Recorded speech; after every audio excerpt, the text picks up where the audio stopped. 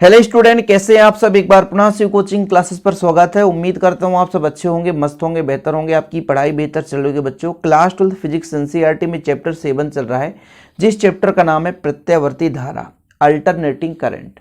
आज एक महत्वपूर्ण प्रश्न यहाँ पर आप लोग सीखने वाले हैं, यहाँ पर यह प्रूव करने वाले हैं। पी एवरेज मतलब औसत शक्ति किसके बराबर होता है? V R M S I R M S cos phi, जहाँ पे कॉस फाई क्या है? शक्ति गुणांक है।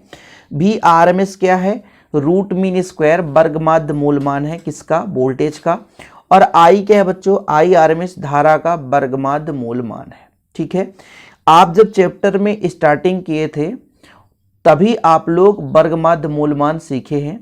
चाहे आप धारा के लिए बात करो, चाहे आप वोल्टेज के लिए बात करो, वैल्यू वही आता है। ठीक, चलिए शुरू करते हैं बच्चों। यहाँ पर हम बात कर लेते हैं, पहले थोड़ा सा हम बात कर लेते हैं कि किसी भी क्षण किसी भी परिपथ में यदि धारा बह रही है तो उसकी शक्ति किसके बराबर होता है।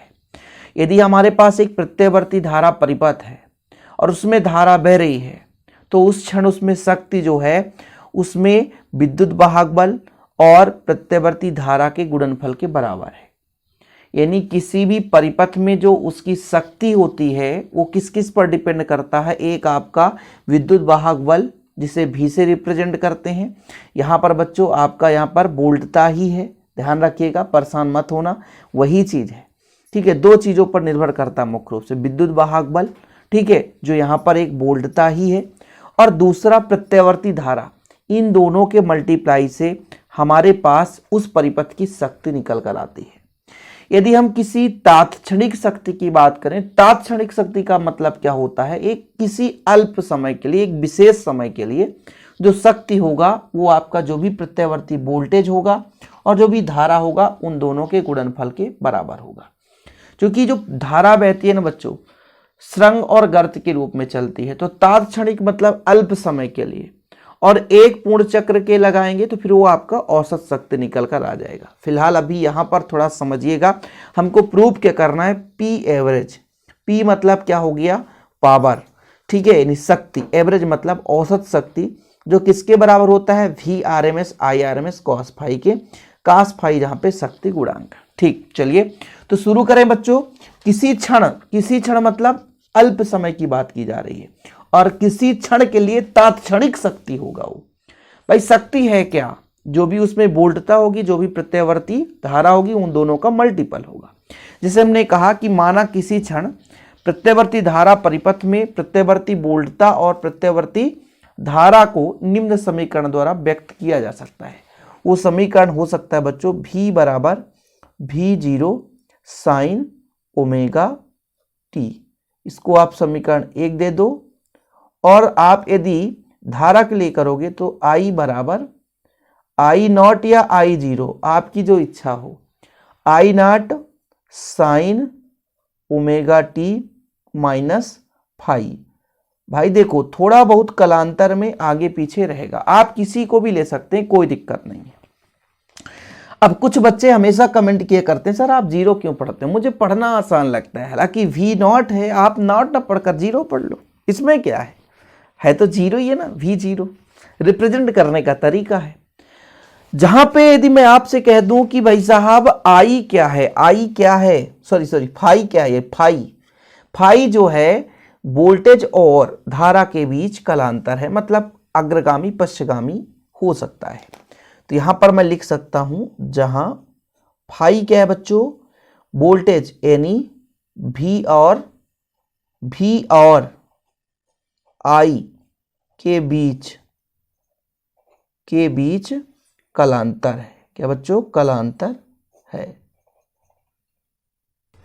अब इसके बाद हम थोड़ा सा किसी क्षण की बात की जा रही है, अतः तात्क्षणिक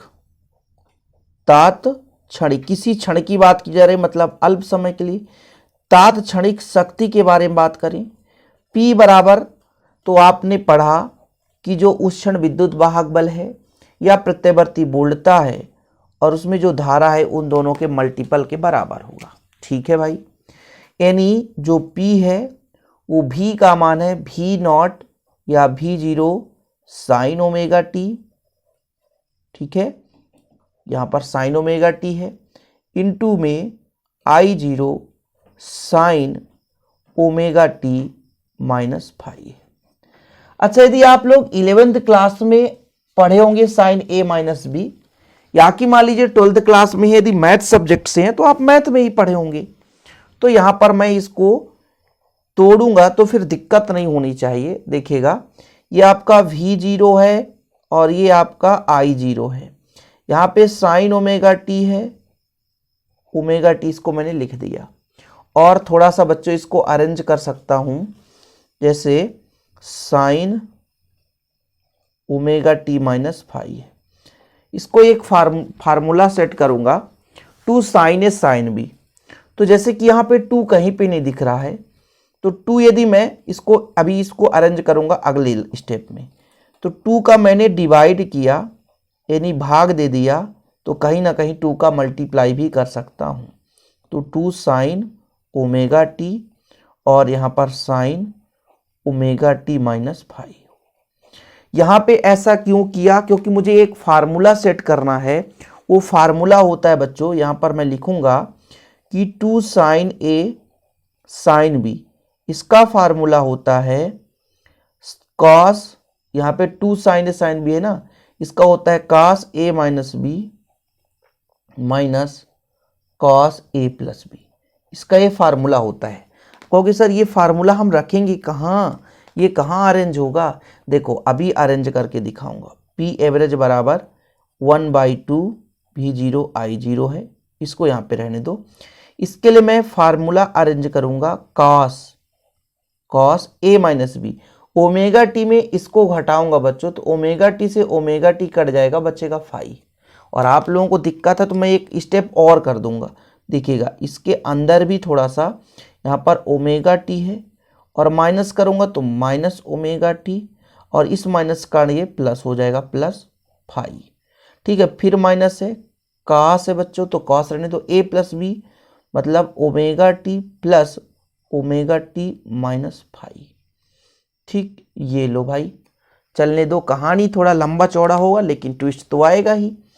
तो P बराबर हो जाएगा 1/2 v0 I0, इसको रहने दीजिए बच्चों। इससे कट जाएगा तो बचेगा cos फाइव और माइनस का cos, अंदर क्या हो जाएगा 2 ओमेगा टी और फिर माइनस फाइव, तो माइनस फाइव, ये ब्रैकेट लगा दो। यहां तक कहानी चलने दीजिए, थोड़ा सा और बचा है, लेकिन फिलहाल अभी ये तात्क्षणिक पावर आया है बच्चों, जिसको हम समीकरण 3 दे सकते हैं। समीकरण हमारा 1 था, ये समीकरण हमारा 2 था, और यहाँ पे हमारा समीकरण 3 आया है। अब ये एक अल्प समय के लिए बात की जा रही है। अब हम बात करेंगे एक पूर्ण चक्र के लिए।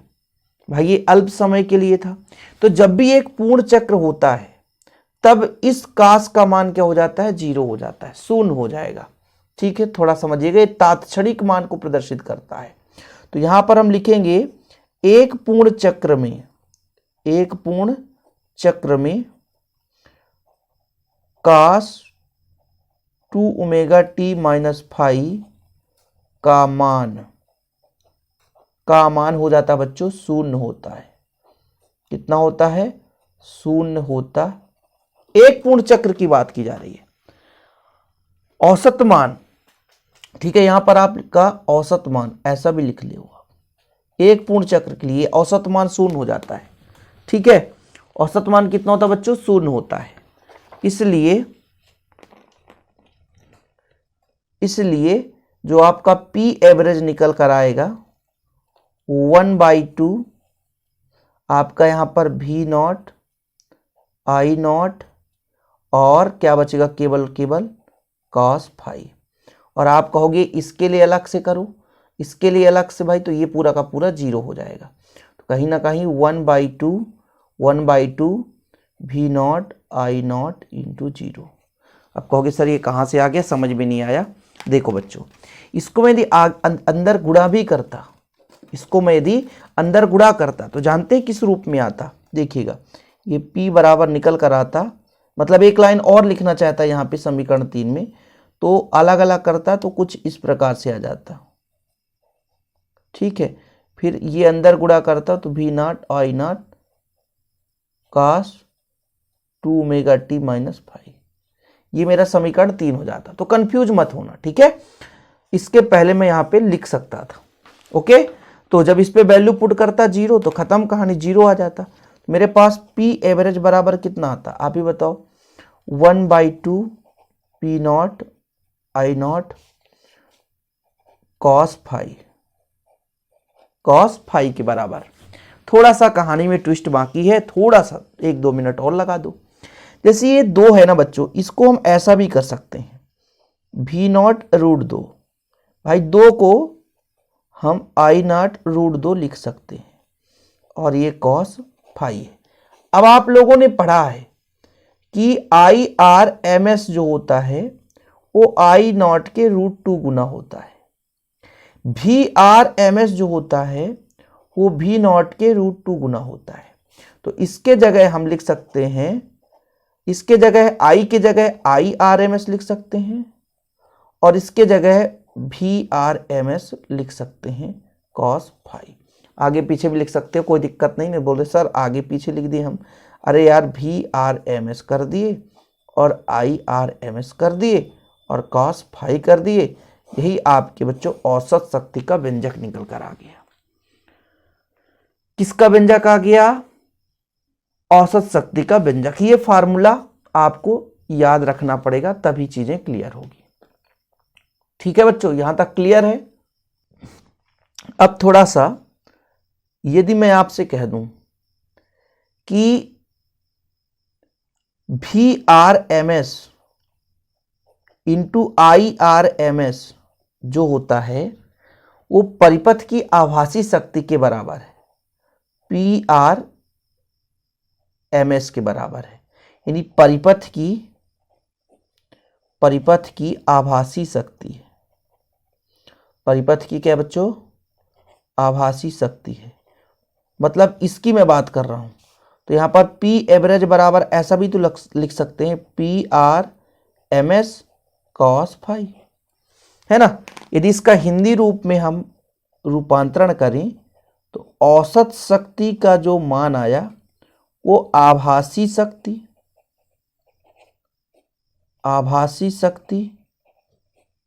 गुणे शक्ति गुणांक, इसके मल्टीपल के बराबर है। ठीक, ये लो, यही हमें सिद्ध करना था, और उम्मीद करता हूं कि आप लोग समझ गए होंगे आज के लेक्चर को। और बच्चों जितना एग्जाम के पॉइंट ऑफ व्यू से पूछा जाता है उतना हम कराते हैं। 12th के बोर्ड एग्जाम के लिए मैं बात कर रहा हूं, इसलिए आप लोग यदि बोर्ड एग्जाम में है तो प्लीज चैनल को सब्सक्राइब कर लें। जिसका नोट्स लेना है तो कॉन्टैक्ट नंबर मैं हर वीडियो में देता हूं, 9685299149, 9685292949।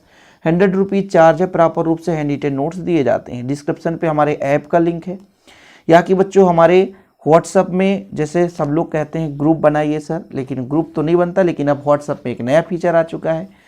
व्हाट्सएप पे हमारा चैनल है जहाँ पर आपको अपडेट मिलता रहेगा सी कोचिंग क्लासेस के नाम से। उससे मैंने कम्युनिटी में पोस्ट कर दिया, वहाँ पर आप ज्वाइन कर सकते हैं। जय हिंद, वंदे मातरम।